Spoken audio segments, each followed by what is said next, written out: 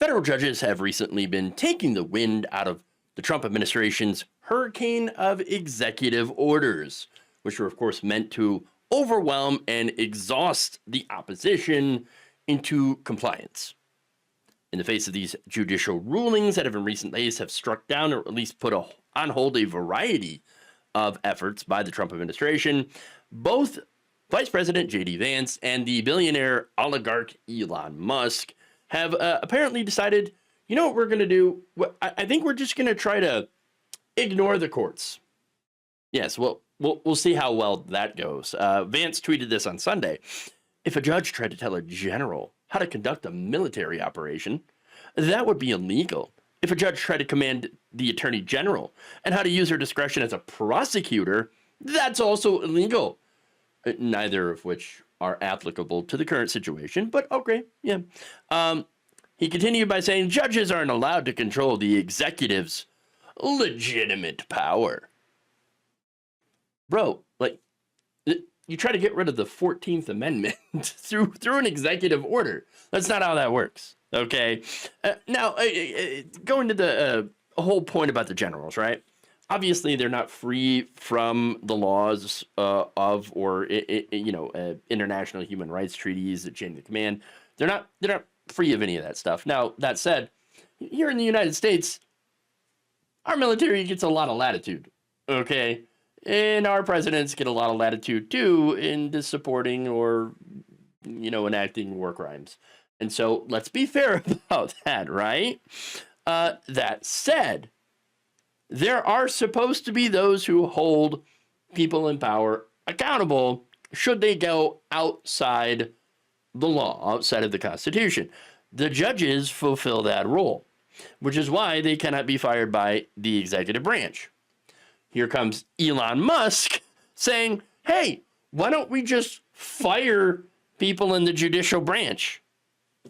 Quote, I'd like to propose that the worst 1% of appointed judges, as determined by elected bodies, be fired every year. This will weed out the most corrupt and least competent. Look, it's pretty clear that Elon Musk is using the word corruption as a way of saying, if you don't agree with me, you're corrupt. Oh, okay. And again, the word competence also means you agree with me. If you do agree with me, you're competent. If you do not agree with me, then you are corrupt. Ah, right. This is the megalomania that we are dealing with here. This guy thinks he's 100% correct on everything, even though numerous people have come out and been like, people who knew, who knew him, worked with him, worked for him, things like that, have been like, this guy has no idea what he's talking about. Now, just last week, by the way, federal judges were forced to block the Doge takeover of the Treasury Department's payment system by his merry band of 20-something wunderkinds. Yes. Now, they also blocked the so-called fork in the road offer to federal workers that was mistakenly called a buyout. It wasn't a real buyout because, for one, Congress controls the purse strings and never actually sanctioned any of these so-called payments. And secondly, there would be no guarantee that they would actually pay. I mean, I just look at who's running the government right now. Donald Trump, who is famous, or you should say infamous, for not paying people. Yeah. But as I said, they just basically want to ignore the courts, ignore the entire judiciary, especially since Musk has been reposting stuff like this. These orders require substantial proof of immediate harm. They're used for emergency purposes only. Are we an emergency? I wouldn't say so. I highly doubt that allowing Doge to view treasury files on a read-only basis only qualifies as any of the above. First of all, that's not true. They actually had write privileges as well. Okay? But not allowing the Secretary of Treasury to access Treasury files is unconstitutional. Oh, no, Scott Bessent can go and access Treasury files if he wants to. But the 25-year-old with the name of Big Balls should not be able to access that. Doesn't have any reason to access these files. All right? Furthermore, They said, I don't like the precedent it sets when you defy a judicial ruling, but I'm wondering what other options are these judges leaving us if they're going to blatantly disregard the Constitution for their own partisan political goals. Bro, that is literally what you're doing. That is what you're doing. Look, DOJ is not a real agency. It has not been created by Congress. It is an outsider group that should not have access to our personal and private data, our social security numbers, our bank records. That's what they would have access to when they were in the system. Okay? What the court is doing is basically their jobs, right? And saying, whoa, you're not allowed, you're not sanctioned to access this data. Now, Musk melted down and called for U.S. District Judge Paul Engelmeyer's ouster. Quote, a corrupt judge protecting corruption. He needs to be impeached now. I'm sorry, but corruption does not mean things that I do not like. The stuff that I don't like, everything that I hate is corruption. Really? That's funny how that works out, isn't it? No, you know what corruption is? It's pay to play. That's what that is. Like, for example, getting unfettered access to vital government systems, or being able to simultaneously hold government contracts and then power over the treasury. That, because you gave $250,000 to the winning presidential candidate, that kind of seems like corruption. I don't know. It seems like it's corruption to me. I mean, could you think of anything else that would fit that description this well? Seems kind of corrupt and a bit swampy. Now, that said, outside of the courts, there has been other pushback against Elon Musk, which is good to see because, he should not have this much influence over any administration. Okay. In an email to CNBC on Sunday, Duke Law professor Marin K. Levy explained that the state attorneys general and the judges and the judge in the Treasury case were all acting well within their authority. What we saw here was the judicial system working as it's supposed to. And many other experts said something similar. But now I want to go to a video here from with Representative Ilhan Omar from Face the Nation.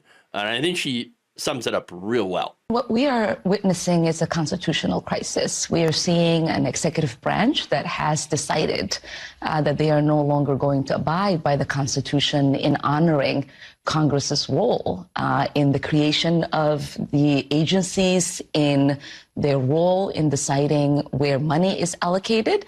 And so the only recourse we have, since our congressional leadership, the speaker, will not stop the executive, is through the judiciary. And this is, when you think about the checks and balances that we have, the courts are the only recourse we have at the moment. And we have seen, and when we talk about the illegality of what the executive is doing, we have seen every single executive order that has been challenged in the courts was found to be illegal. And that, I think, should give faith to the American people that our courts are working as they should. The checks and balances are working. What is not working is the way that the executive is behaving and the congressional leadership that is failing the American people. So, look, people like Ilhan Omar are incredibly smart. They're articulate. They're strong. And yet, they keep being sidelined by Democratic leadership. Okay, why is that? It's because Democratic leadership literally takes money from giant corporations and elevates their weakest fighters as a result. Okay, look, the ones, and I'm talking about the weakest fighters are the ones who, when they're in power, say there's nothing we can do. The parliamentarian, and then of course when they're in the minority, where we've seen since 2008, right, especially in the Senate. And I realize Ilhan Omar is in the House, but a lot of the Senate Democrats are sitting there saying, oh, there's nothing we can do. There's been a playbook since 2008 on how to grind Senate business, government to a halt. Okay? They used it. Mitch McConnell used it. Unprecedented obstruction. And yet those same Democrats that saw that being used against them when it came to healthcare are like, oh, there's nothing we can do to stop Republicans. Oh my goodness. We cannot stop Scott Bessent from being appointed to the treasury. We cannot stop Russell Vought from being appointed to run the OMB. We can't do, there's nothing we can do. All the time. All the time. Okay. It's the same kind of leadership that puts a 74-year-old cancer patient as the the head of the House Oversight Committee. It's a very, very important committee assignment that's supposed to hold this Republican administration accountable, and it's run by somebody who was part of the gerontocracy. Okay? And putting that guy in there instead of a young, energetic, extremely smart, progressive like AOC, it really does show you that the current Democratic Party leadership only believes in passive resistance. Passive. I mean, they keep going on about, oh, we're going to find bipartisan solutions, which just means we're going to go right. And this is all while Elon Musk is ripping the government apart and deleting agencies like the CFPB, for example, which are responsible for protecting consumers. And while JD Vance is like, you know what we should do? We should just ignore the entire judicial branch because we just don't feel like it. You know, we don't feel like, we don't like their orders. Look, I'm just saying, maybe this is not the time to play patty cake with Republicans when they're hell-bent on tearing everything apart just for the benefit of a few wealthy donors. But then, of course, you got to remember that some of these people in Democratic leadership, well, they work for those same kinds of wealthy donors. With the Doge disaster playing out in real time, new polls show that the American people are not exactly on board with President Elon Musk having so much power and influence. A new CBS YouGov poll released on Sunday found that a majority of respondents want Musk to actually have less influence over government spending and operations, including nearly a third who think that he should have none at all. Okay.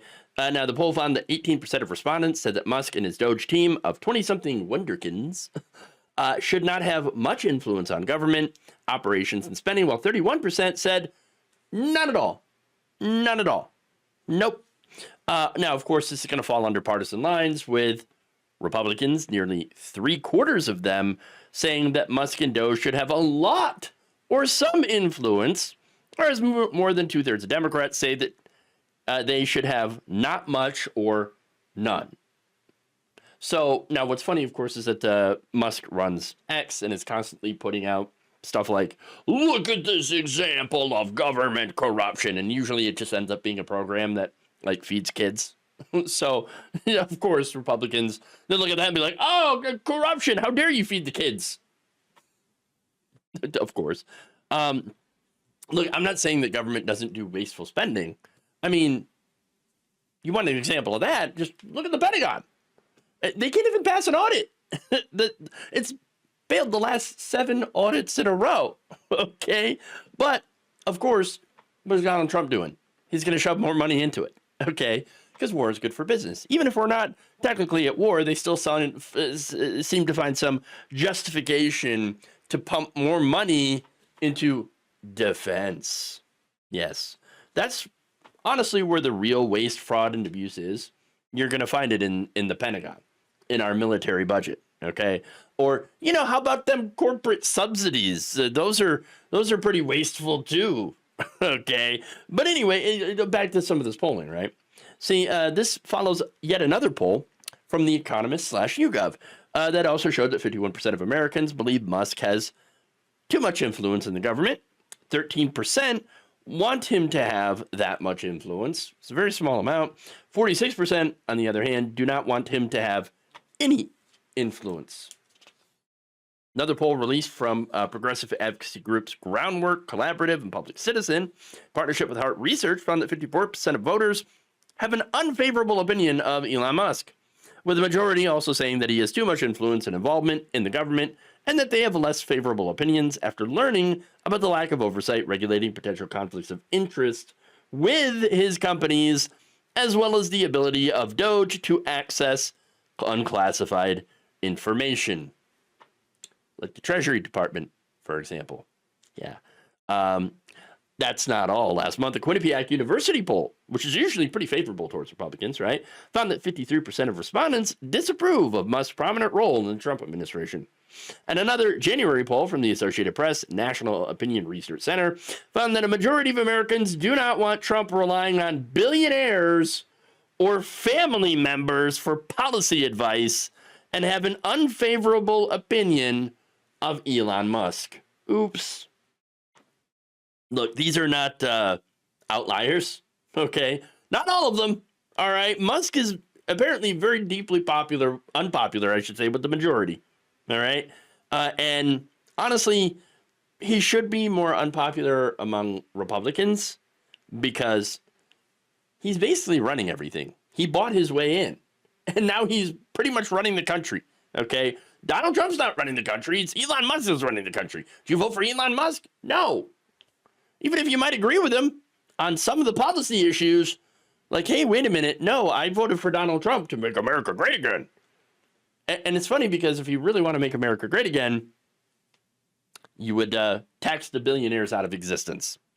I'm just saying. America was only really great, at least economically, when taxes were so high in the wealthy that billionaires could not exist. That's when, of course, income inequality was at a much lower level. Where you could actually raise a family on a single income. You could go to college and pay for it by working at McDonald's. You could, look, one of the big problems here, okay, is that the things that are basic necessities in our economy are extremely expensive. Well, now the luxury goods, like TVs and stuff, are actually much cheaper than they used to be. So it used to be, oh, luxury goods are so expensive. And if you were buying all this stuff or, you know, having lattes and avocado toast and, well, yeah, I mean, you're being irresponsible with your spending and that's why you'll never own a house. Now, housing is so incredibly out of reach because that whole situation is flipped, okay? You've got basics like housing and healthcare and education that are extremely expensive. No amount of cutting back on these so-called luxury items, since you can get like, what, 3 TVs for like $600, okay? Very, very easily, all right? Big TVs too. These so-called luxury items are now much, much cheaper than the basics you need to survive. So even if you gave those up, you still really wouldn't be able to afford a house unless you were making a ton of money. All right. So that's one of the big problems with economics nowadays. There's where that disconnect is, right? But back in the day, economically, things were better. Socially, not so much, right? Yeah, a lot of social issues back then. But what Donald Trump and Elon Musk are doing, basically, is trying to regress society, those social issues, back to where women really didn't have rights, Black people were second-class citizens, and the LGBTQ community was basically stuffed in a closet somewhere. All right? And they're trying to do that while also keeping the horrific levels of income and wealth, you know, income inequality and wealth concentration intact, where billionaires just like Elon Musk just keep getting richer and richer. This is the Gilded Age 2.0 with tech oligarchs in charge this time instead of railroad people. Okay. Yeah. Anyway, more polls. Okay. CBS YouGov poll released on Sunday showed that Trump policies are actually pretty unpopular. 52% of respondents say that they opposed building large detention centers to house people awaiting decisions on whether or not they will be deported. So, you know, Gitmo, probably not a good idea. Not very popular. Only 13% said the U.S. trying to take over Gaza, as Trump had talked about, doubled down on, would be a great idea. 47% called it a bad idea. And 40% were like, I don't know. Really? You're not sure if that would be a bad idea? Going in and militarily taking over Gaza to build a resort? You're not sure about that one? Wow. Okay. Anyway. 2/3 said that Trump is just not focused enough on lowering grocery prices. Large majorities also said they opposed the new tariffs on goods from Mexico, Europe, and Canada, which have been so far put on pause except for China, right? Now, here's the other thing. What's interesting about this poll, right, is some of the other polls that have come out that kind of contradict it a little bit. For example, CBS News poll, right, claims that Trump has a 53% approval rating, and 70% of the poll respondents were like, Donald Trump is doing what he promised to do. What? Are you sure? I mean, this poll also shows a majority approval for his mass deportation plan and the handling of the Israeli-Hamas conflict. Wait, the disconnect here is very bizarre and contradictory. I'm a bit dubious of the CBS News poll. I'm going to be honest with you, especially given the fact that Musk is trying to get rid of any government agency that has been helping regular people. That is not what Trump had promised to do. Okay. For example, the Consumer Financial Protection Bureau, right? They have so far clawed back $21 billion from companies that were caught screwing over their consumers. Okay. In a Saturday email obtained by several news outlets, you had the OMB's new director, Russell Vought, ordering the financial industry's watchdog staff to cease all supervision and examination activity, to stop issuing regulatory guidance, halt pending investigations, while refraining to open new ones, and no longer make or approve filings or appearances by the Bureau in any litigation other than to seek a pause in proceedings. So, Vought, running the OMB, says no more consumer protection, basically. We're gonna shut this whole thing down. All right. Now, Elon Musk had previously posted on X against the Consumer Financial Protection Bureau and basically said, "Rip CFPB." Now, why would you celebrate that? It's because you want to screw over consumers. And not only that, putting somebody who is basically a pro-corporate ghoul in charge, of any of these agencies that are there to protect consumers. Replacing, for example, Lena Khan at the FTC was someone who was not going to do anything to protect consumers. That's it. So, of course, he's not going to bring down prices. Of course, he's not going to protect consumers against fraud, against illegal practices. He's not going to take on the swamp that put the elites in charge that are hurting working people like he promised. Again, it was the economic stuff, the economic reasons that people voted for Trump. And he's not doing any of it. In fact, all he's done so far is put Elon Musk in charge of a whole bunch of stuff, and then raise prices. Okay, doing things that raise prices, like tariffs, for example, threatening tariffs, etc., while empowering a different set of elites that plan on doing nothing other than doing the greatest robbery of the American people ever.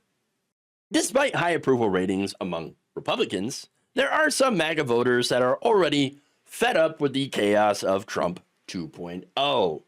The Wall Street Journal reports that the consumer confidence that accompanied President Trump's entry into office has basically gone away. In fact, the University of Michigan's February report on consumer sentiment found that it fell by about 5%, from 71.1% in January to 67.8% this month. That's still pretty high, let's be honest. But it is a drop. It is a drop. Now, in addition, Americans now expect inflation this year to be at 4.3%, which is a 1% increase from last month. Morning Consult also found that consumer optimism is quickly fading. Yet, suddenly, in the news, the conversation about inflation and rising prices, where is it? Where is it? It's pretty much disappeared, hasn't it? I mean, it's gone. Bing, bing, bing, boom, it's gone. Now, they also found that consumers are worried about volatile decisions around sweeping executive orders and the potential tariffs. Now, early polling data from Trump's first days in office showed that the speed of the president's executive orders was concerning about half the country.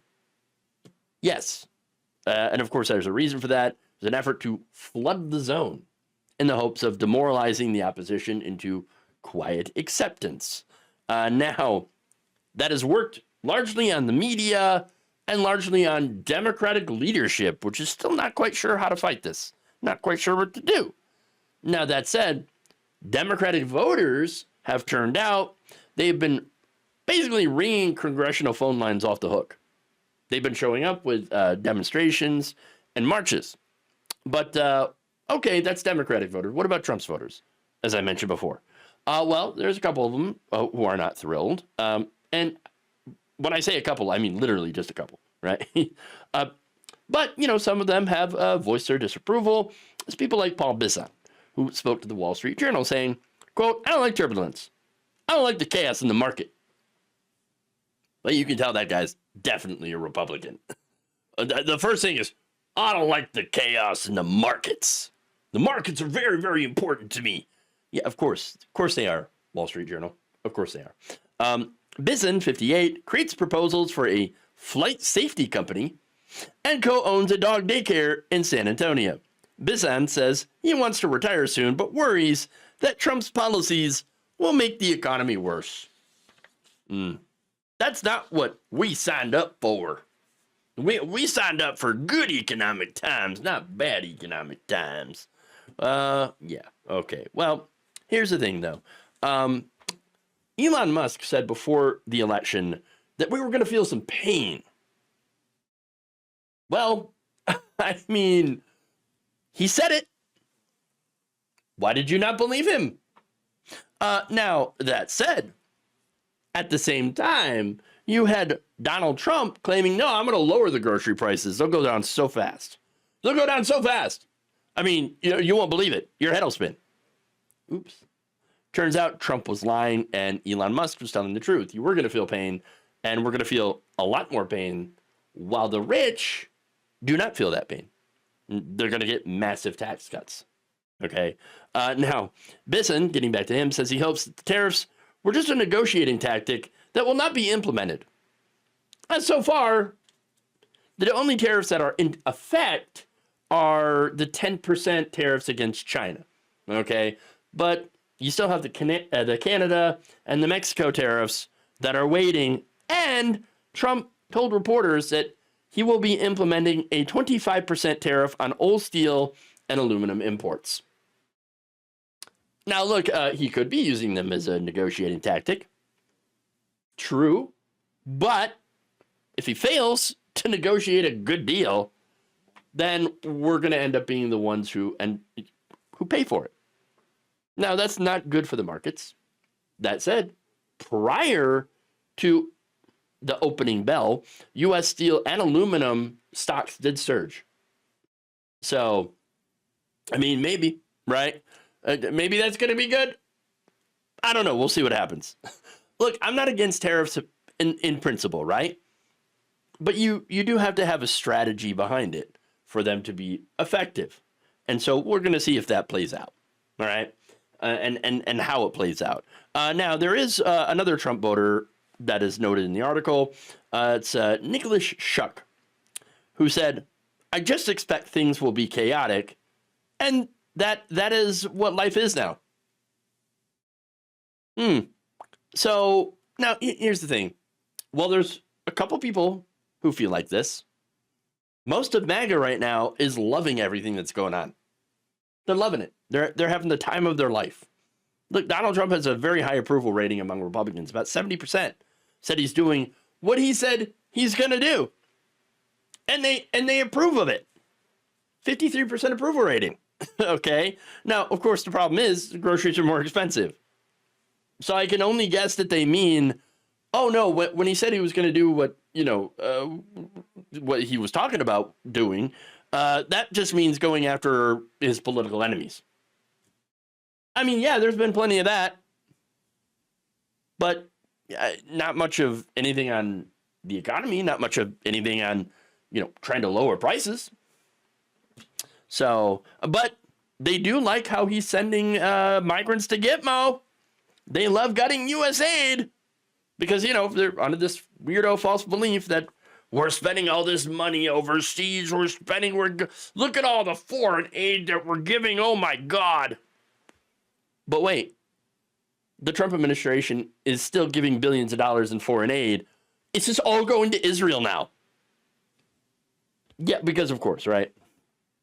Look, I don't think there's going to be much, that sways the majority of MAGA. They're not going to wake up. All right. Maybe if the worst predictions come true, they might, but I wouldn't count on it. The majority, I'm assuming, is still, even if the worst case scenario happens, they're going to find a way to blame Joe Biden or, of course, Obama. You can count on it. President Donald Trump was interviewed before the Super Bowl by Fox host Bret Baier and was immediately stumped by a very simple question. If all goes to plan, when do you think families will be able to feel prices going down, groceries, energy, or are you kind of saying to them, hang on, inflation may get worse until it gets better? No, I think we're going to become a rich. Look, we're not that rich right now. We owe $36 trillion. That's because we let all these nations take advantage of us. Same thing, like $200 billion with Canada. We owe 300. We have a deficit with Mexico of $350 billion. I'm not going to do that. I'm not going to let that happen. What? Okay. You understand? We're going to be rich. We're going to be rich. We're not very rich now. Look at the deficits. I think he just conflated the trade deficit with the national debt. They're not the same things, okay? Look, his numbers don't really add up.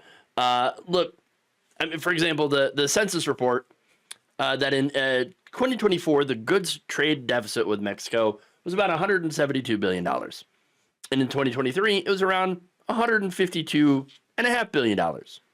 Now, is a trade deficit bad? I mean, it depends, right? Look, if we have a lot of natural resources, but we don't have manufacturing, then yeah, I suppose it would make sense to, import finished goods, import more finished goods than resources. But if it was the opposite, it would make more sense to import more raw materials. Now, in our case, we don't necessarily build a ton here, okay? We import a lot of stuff from Canada, Mexico, and other countries, all right? Now, does that mean that we're getting taken advantage of?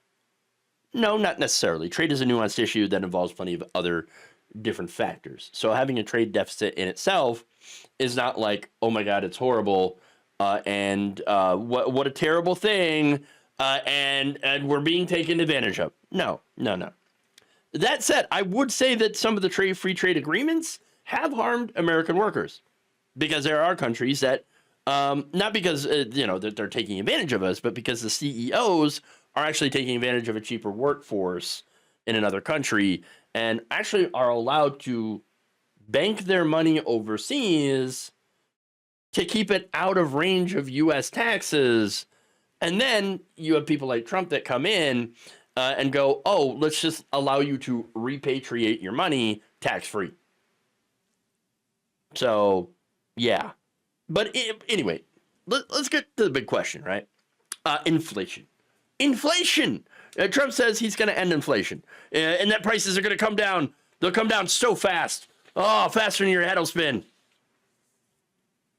The only problem is the only way to really end inflation is to have an economic crash. Okay? So I wouldn't recommend that. I wouldn't recommend going through Depression 2.0, okay, to bring the price of eggs down, because that's going to be a lot of pain and a lot of disaster. That said, are there things that you can do? Yeah, you go after price gougers. For one, you can also, in the case of home prices, have more houses built. Also, while borrowing private equity from buying it all, because that's one of the big problems here is private equity coming in and commodifying houses, okay? You put an end to that, yeah, home prices are going to go down, okay? There's a lot of stuff that you can do to fight the over 50% increase in grocery prices that had nothing to do with inflation. Okay? That said, is Trump going to do it? No. Well, of course not. What? No. He told NBC News that he could not guarantee prices would come down, and then telling Time, quote, "It's hard to bring things down once they're up. You know, it's very hard." But wait a minute. You said things were going to it was going to go down. It was going to go down. No, you're doing everything you can to make it go up. And you know why? It's because Trump and the Republicans are paid by those same companies that raise their prices, not because of inflation, but because of greedflation. Okay? These companies, a lot of them made billions of dollars in profits by keeping their prices high. Now, at a certain point, there was a time where, oh my God, the prices of stuff, you know, of stuff that we use to, you know, in our supply chain, whatever, went way up. Oh my God, because of COVID. All right, so yeah, for the time being, you had to raise your prices or else you were going to lose a whole bunch of money. And then, shockingly, or not shockingly, when those input prices went back down, their prices for selling the stuff stayed really high. And they kept blaming, oh, it's inflation, it's inflation. No, it's greedflation. You did this. Look, in 2024, the FTC released a report finding that many large retailers did not drop their prices when their input costs had dropped. They instead kept those prices. They gave executive bonuses. That's what they did with the money. Okay? And while, of course, blaming inflation. Oh, inflation. No. Look, it's no wonder why Trump doesn't want to do anything about this because, well, he doesn't, he doesn't want to. He just doesn't want to. Okay. Yeah, things like egg prices, though, for example, he actually couldn't do anything about them, even if he wanted to. Why is that? It's bird flu. I mean, that's it. Bird flu. Now, that said, he might not be able to make anything better, but he certainly could make things worse. Why? How? Silencing the CDC. For one, it's something that he's done. Silencing the CDC is going to ensure that nobody's really going to know the number of bird flu infections because, well, they're not reporting them anymore. I mean, it goes back to COVID, right? Oh, just don't report the numbers because they look bad. But that doesn't mean it's not happening. It's still happening. Bird flu is still killing chickens. Okay, you still have that issue, and you still have, cows getting sick now. Okay, it can spread to cats, humans. So, that stuff that's currently happening, even if they're not reporting on it. And not reporting on it, it's not going to make it go away. It's actually going to make it worse.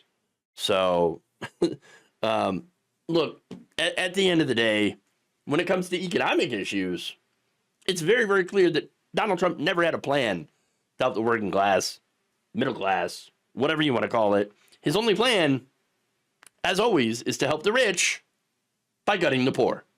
It appears that not even white South Africans are interested in becoming American citizens. So, wait, what is this in relation to? South Africa. On Friday, President Trump signed an executive order directing immigration officials to prioritize the resettlement of Afrikaners, the descendants of European, mostly Dutch, settlers. Okay? Now, wait, so he wants to increase immigration from South Africa, but decrease it pretty much everywhere else. Well, now he says, well, this is because of a land expropriation law. Yes, it's a very, very racist law passed by Cyril Ramaphosa, right? Cyril of South Africa. Okay, so now that law is actually designed to address inequalities left over from apartheid, right? Now, under this expropriation law, the government is allowed to claim land without compensation if it is deemed just and equitable and in the public interest. So some examples of that is, hey, if the land isn't being used, Well, that makes sense, right? Why not take land that isn't used and then allow someone to use it for farming? Other situations are where negotiations with the current owners have failed. So now Afrikaners, who make up only about 8% of South Africa's population of 60 million, own roughly 3/4 of the privately owned farmland in the country. About 4% is owned by black South Africans who, look, previously, and the reason that it got like this is because you had the government seizing the land in the 1950s from black farmers without any compensation, and then passed laws to bar them from owning land. So I get the reason for this law. Basically, it's just a land back. That's it. Now, of course, Trump, thanks to Elon Musk, was like, I'm very, very upset about this. He claimed the expropriation law will make Afrikaners the victims of unjust racial discrimination. But what about the black South Africans who were originally the victims of racial discrimination? Apparently, Elon Musk and Donald Trump do not care about them. Okay. Now, speaking of Elon Musk, by the way, he was born in South Africa to people who owned an ember line. So, yeah, of course, he's not going to like the expropriation law because he's one of those wealthy Afrikaners, right? He has actually now called for more immigration from South Africa.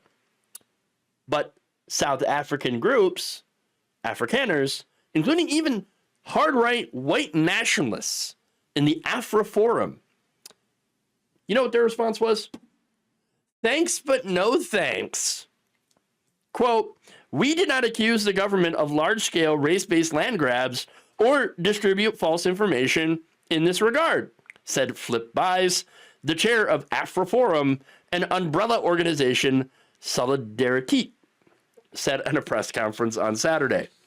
We want to state clearly that we were not aware that Mr. Trump would issue this order. Immigration only offers an opportunity for Afrikaners who are willing to risk potentially sacrificing their descendants' cultural identity as Afrikaners.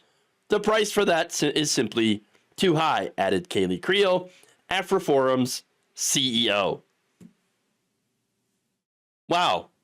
Now, the group also said it opposes Trump's freeze on financial aid to South Africa, and Solidarity, which says it represents 2 million Afrikaners and includes a trade union, said in its own statement that repatriation of Afrikaners as refugees is not a solution. We may disagree with the, ruling party of South Africa, but we love our country. Wow. Now, they also condemned Trump's campaign of misinformation and propaganda. I'm sorry, this is not the white nationalist groups anymore. This is the actual government of South Africa that condemned Trump. In a statement issued by the foreign ministry, they said, it is ironic that the executive order makes provision for refugee status in the U.S. for a group of South Africa that remains amongst the most economically privileged, while vulnerable people in the U.S. from other parts of the world are being deported and denied asylum despite real hardship. 100% pointing out this irony. Of course, look, the hypocrisy here. Unfortunately, these people are immune to hypocrisy, Trump and Musk. So, pointing that out doesn't really do anything to change their minds, but still, it is there. It is there. But look, I think the reason that Donald Trump feels this way is pretty obvious. Okay? Dude's a racist. He's an old school racist, right? So, yeah, he thinks that, no.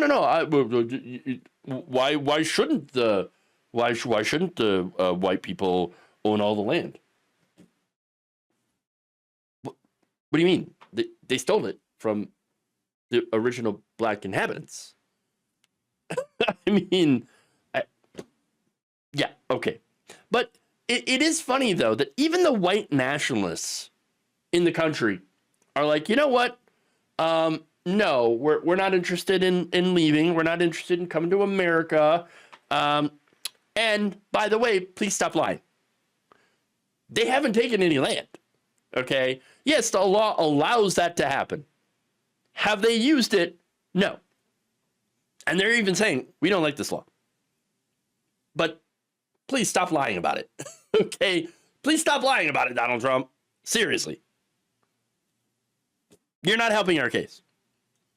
I mean, it is interesting, but you got to remember, too, that they are nationalists.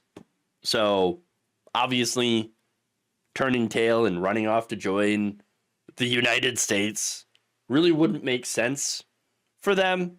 So, in that way, they're staying. And I can understand that. But it is funny, though, the point where Donald Trump, he wants to bring only white people into the U.S. from, Europe, or in this case, South Africa. But every time they turn him down because it's like, oh, hell no, we don't want to be part of your broke-ass country. Like, what's wrong with you? Of course, we don't want to give up, in the case of European countries, no, we're not going to give up our healthcare and come, live under you guys. That's, ugh. Whoa, why would we want to do that? Ugh. Just even the South African white nationalists turning them down. It really tells you just how unpopular Trump is across the world. Thank you for watching. If you enjoyed this video, please like, share, subscribe, hit the bell icon in order to get notified whenever a new video is released. And if you want to support independent, progressive media through this difficult time where it seems like everybody is shutting down, you can become a member on our YouTube page, you can become a subscriber on Facebook, or you can go to my Patreon.